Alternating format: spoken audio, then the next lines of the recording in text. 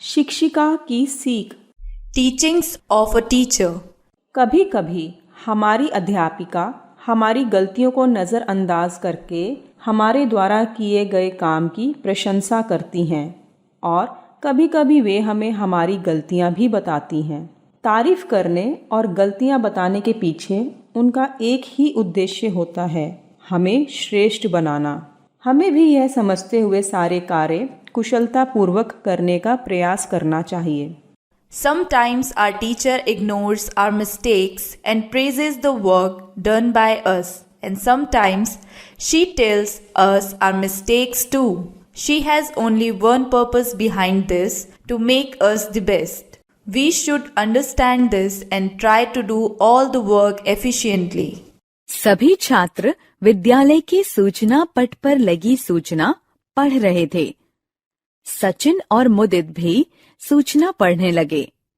उसमें लिखा था, सभी छात्रों को सूचित किया जाता है कि विद्यालय के बगीचे की दीवार पर चित्रकारी करनी है।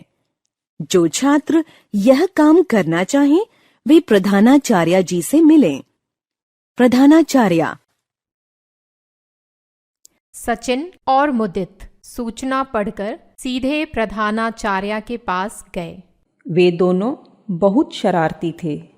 उन्हें रचनात्मक कार्यों में लगाने के लिए प्रधानाचार्य ने यह काम उन दोनों को ही दे दिया। हमें यह काम कब करना है? मुदित ने कहा, आप दोनों को यह काम कल दोपहर 2 बजे करना है।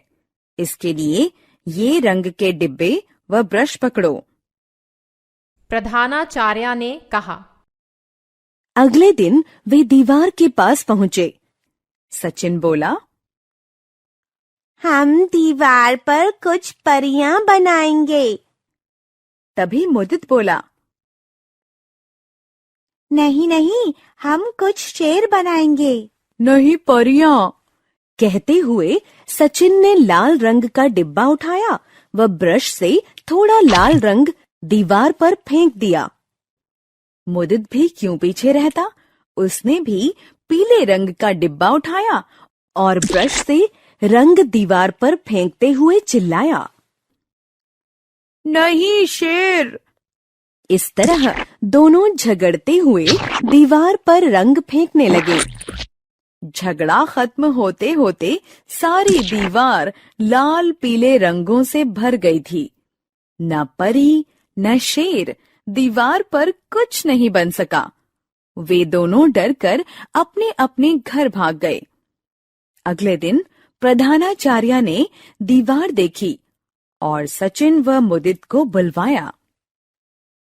उनके आने पर उन्होंने कुछ देर उन्हें एकटक देखा और फिर ताली बजाने लगी। लो, यह तुम्हारे लिए है। प्रधानाचार्य ने उन्हें एक एक स्केच पेन का पैकेट उपहार में देते हुए कहा, तुम दोनों ने बहुत अच्छा काम किया है। यह तो मॉडर्न आर्ट है। यह सुनकर बच्चों का चेहरा खिल उठा, पर मन ही मन उन्हें अपने किए पर पछतावा हुआ। प्रधानाचार्य मन ही मन जानती थी कि इसमें कुछ भी अच्छा नहीं है। फिर भी उन्होंने बच्चों का हौसला बढ़ाने के लिए उनकी तारीफ की। प्रधानाचार्य के इस व्यवहार से बच्चों ने भविष्य में कभी लड़ाई झगड़ा न करने का निर्णय लिया। इस कहानी का एक अंत यह भी हो सकता है। आओ पढ़ें। एक नया अंत। अगले दिन बगीचे की दीवार पर रंगों के धब्बे देखकर प्रधानाचार्य का चेहरा तमतमा उठा। सारा रंग बर्बाद कर दिया। दीवार भी कितनी गंदी लग रही है। कहाँ हैं वे दोनों शरारती बच्चे? बुलाओ उन्हें। वे चिल्लाई। सचिन और मुदित आए। प्रधानाचार्य अपना गुस्सा दबाते हुए बोली, बच्चों, क्या तुम्हें यह दीवार अच्छी लग रही है? बच्चों ने डरते हुए ना में सिर हिलाया। हमें कोई भी काम करने से पहले विचार करना चाहिए कि हम उस काम को कैसे करना चाहते हैं।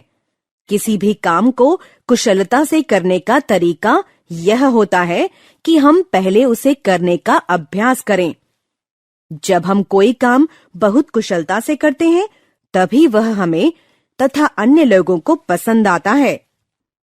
प्रधानाचार्य ने समझाया, बच्चे अपने किए पर शर्मिंदा थे।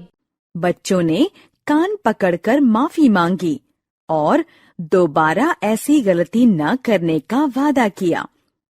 प्रधानाचार्य ने मुस्कुराते हुए दोनों बच्चों के सिर पर हाथ फेरा। वे उन्हें समझाकर उनकी गलतियां सुधारना चाहती थीं।